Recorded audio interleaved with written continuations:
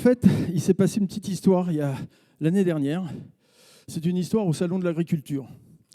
Et au Salon de l'Agriculture, Éric Février avait eu la gentillesse de m'inviter. J'étais venu voir, il m'a présenté Anna Alcan, que vous avez vu ce matin, qui est vétérinaire, responsable des jeunes du syndicat des vétérinaires libéraux.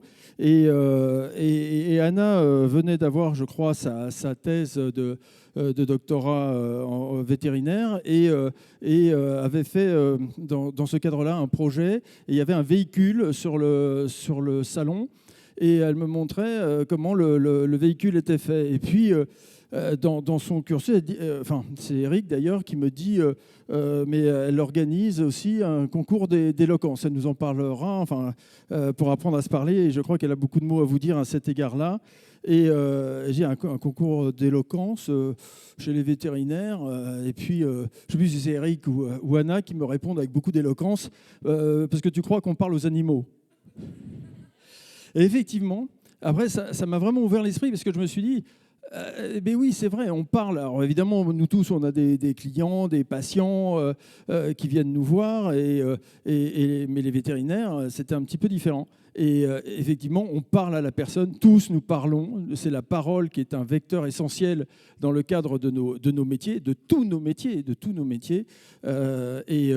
Et donc, je me suis dit, si on faisait un concours interprofessionnel de l'éloquence, et évidemment, tout naturellement, j'ai pensé à Anna. Donc, Anna, si tu veux bien nous rejoindre sur cette scène-là, sous vos applaudissements.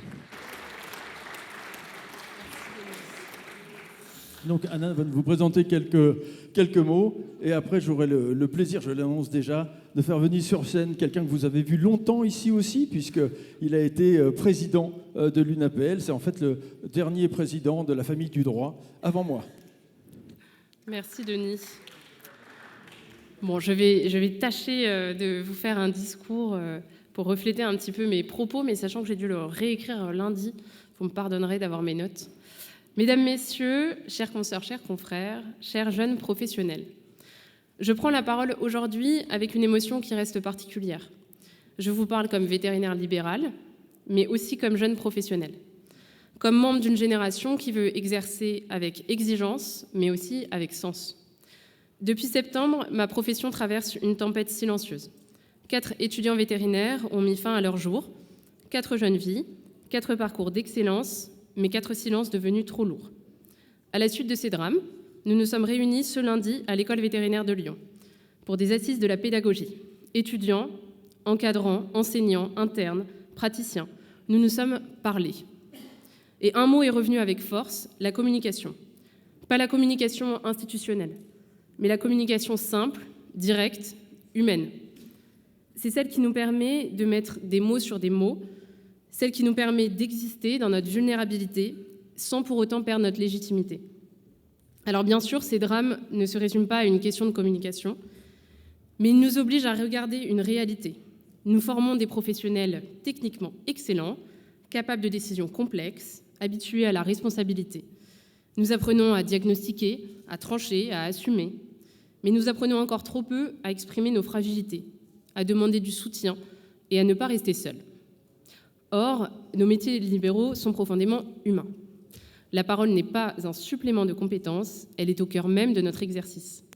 Et c'est pour cela qu'effectivement, au sein du SNVEL, nous avons lancé depuis 2 ans un parcours d'oralité pour les étudiants vétérinaires.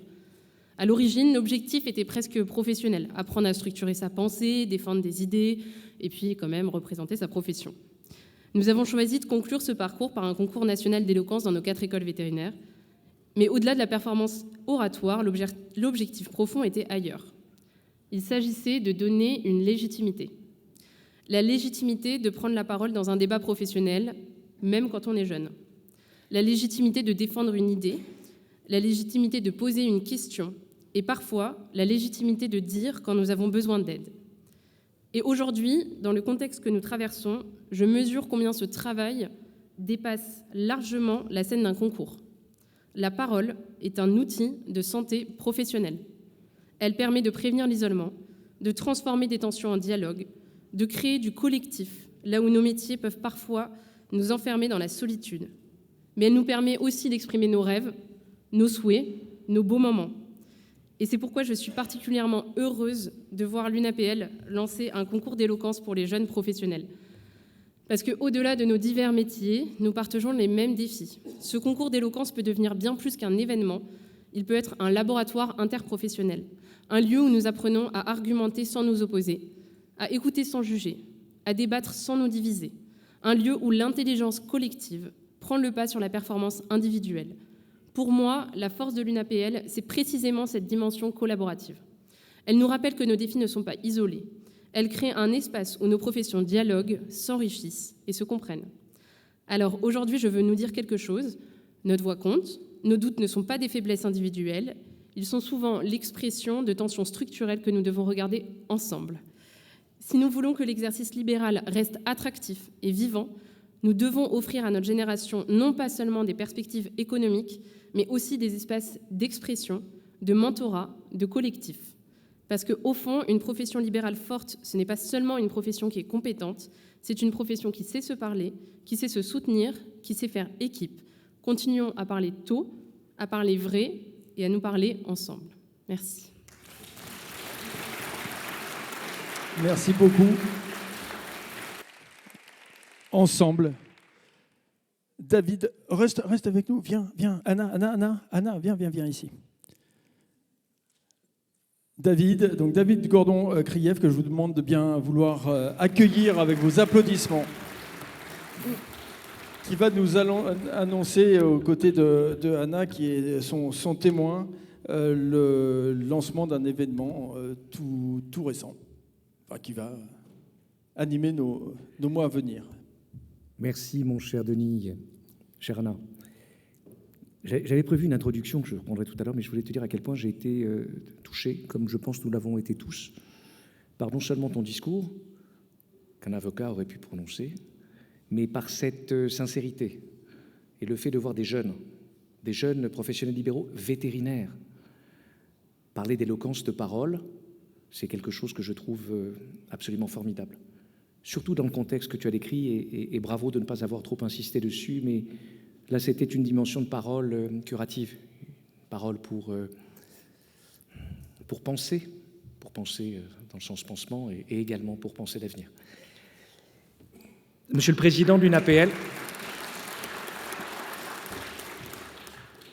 mon cher Denis, chère Anna, Mesdames et Messieurs, distingués invités, comme on dit au Québec, chers tous, c'est un immense privilège et surtout un grand bonheur.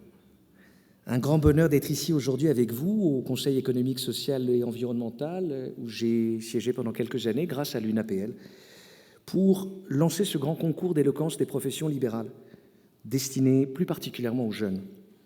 Bravo Denis pour cette belle initiative, bravo à toute ton équipe, et bravo Anna d'avoir déjà devancé cette intuition en lançant chez toi, chez les vétérinaires, ce parcours d'oralité et votre concours. Je suis touché par je le disais tout à l'heure, par cette initiative qui remet l'humain au cœur de notre vie et la parole au cœur de nos actions. Le monde dans lequel nous vivons est incroyablement compliqué. Il s'est incroyablement transformé au cours de ces dernières années.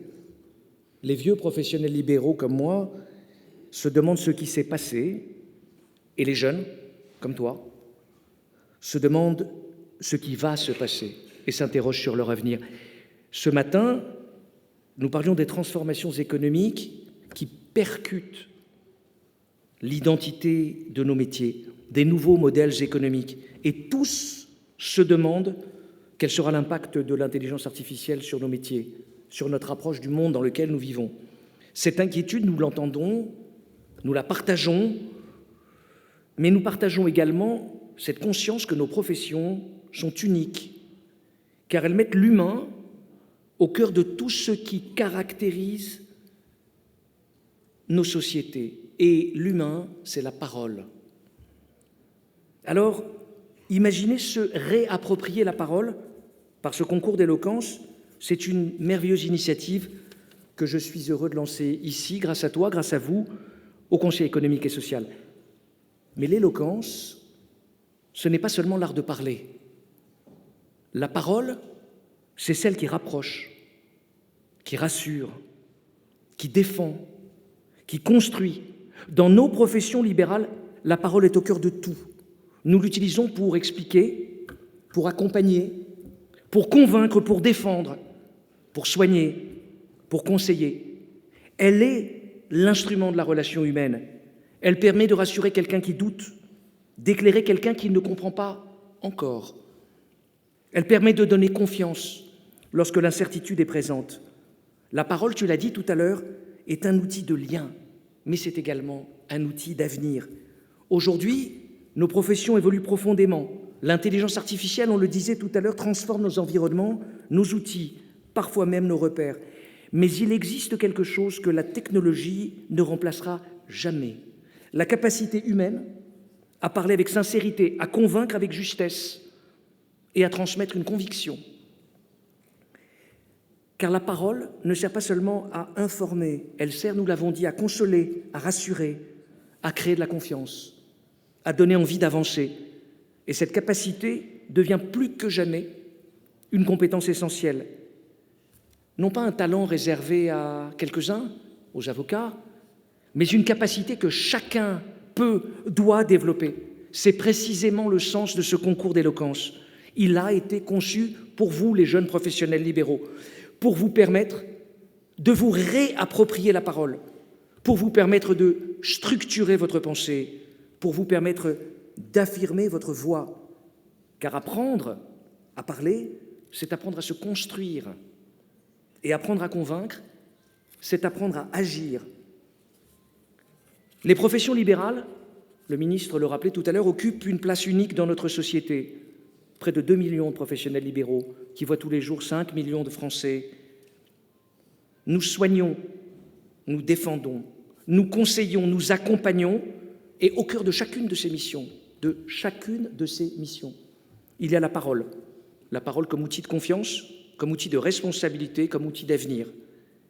Ce concours s'inscrit dans cette vision et il se déroulera en plusieurs étapes.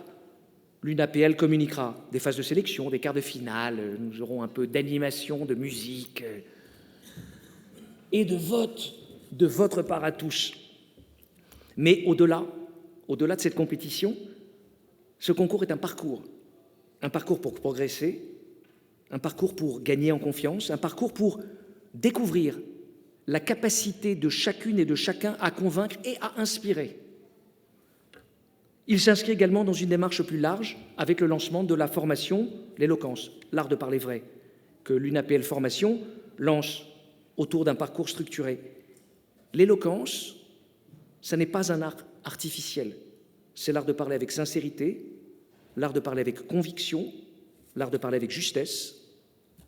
Ce que nous souhaitons, ce que le président a souhaité, à travers ce concours, c'est donner un outil pour l'avenir, un outil pour nos métiers, un outil pour renforcer la place des professionnels libéraux dans la société de demain, car l'avenir de nos professions dépendra de notre capacité à continuer à inspirer confiance, et la confiance commence toujours par la parole.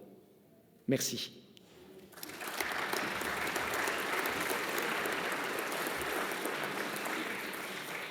Merci à tous les deux. Donc c'est parti.